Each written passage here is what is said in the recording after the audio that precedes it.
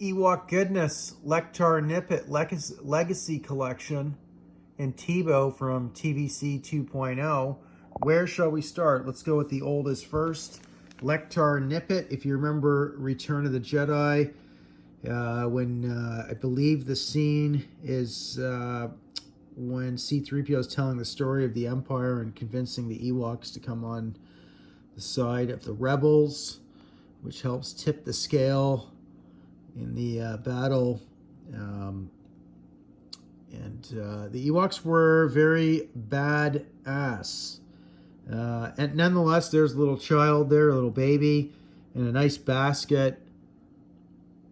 Pretty good for accessories. I mean, that looks fantastic for a figure. Sorry, you can't totally see. Contemplating opening this one at some point. I might. I got this one for 20 bucks off eBay with a few other items from a guy. So I couldn't pass up a deal like this. Sometimes I'm seeing them sell for like 30 bucks, 35, even US. Shout out to Geek Strong Dean. Props to you. I forget always to mention your channel. He did an awesome video on Geek Strong going into a store, and I'm forgetting the store's name.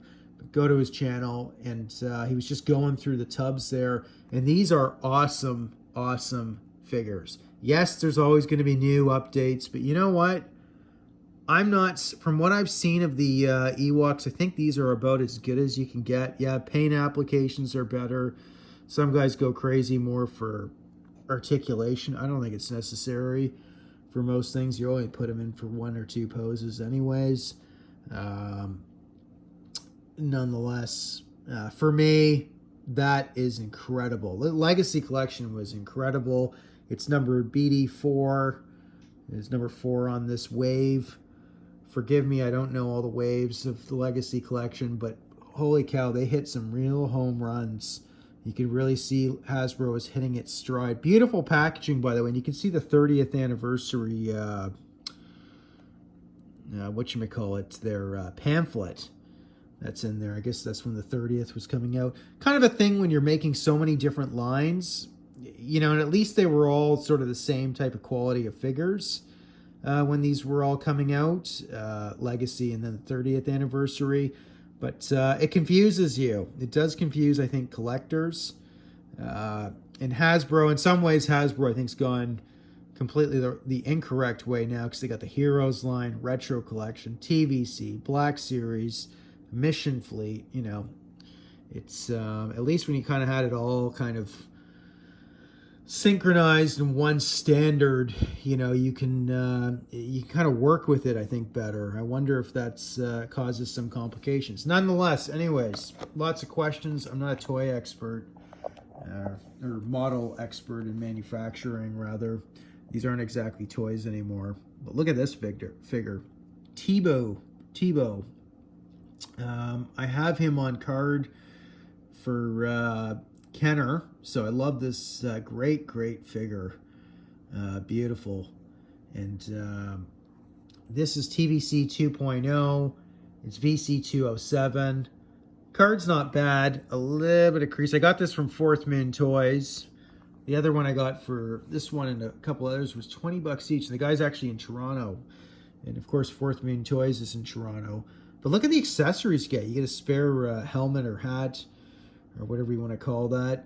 There's got to be a better word to describe that.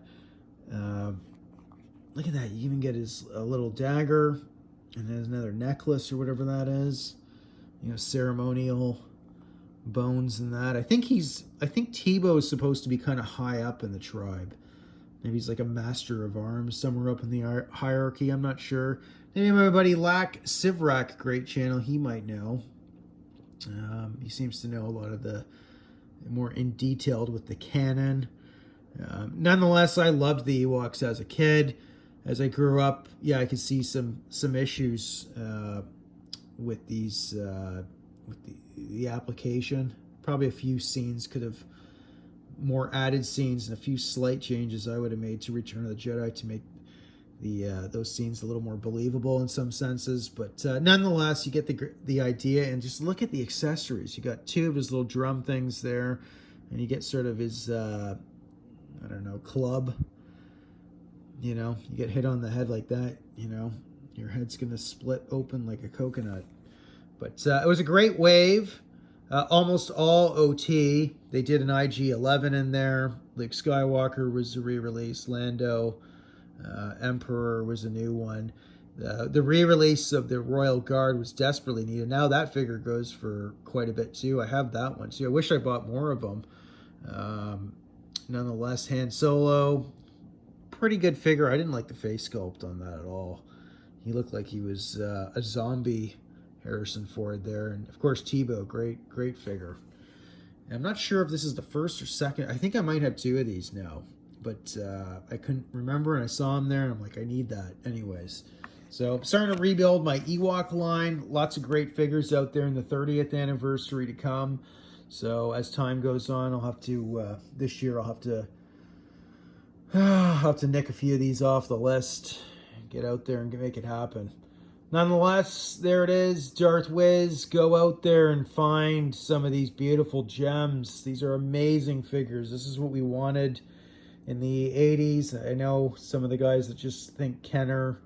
I'm one of those guys too, but if you were around when Star Wars trilogy was in the theater, you dreamed about getting more accurate figures, especially by the mid 80s. You started seeing what all the other lines were doing, and the potential of getting screen accurate model like toys that's a thing. I find a lot of the guys in the later 80s don't really seem to understand that, but you know, the nostalgia is one thing, but you know, it would be nice to get these on Kenner cards or 2-packs and things like that. But this would probably be considered a deluxe figure now, but for whatever reason, you know, just because, you know, anyways, there it is, Darth Wiz. Cheers.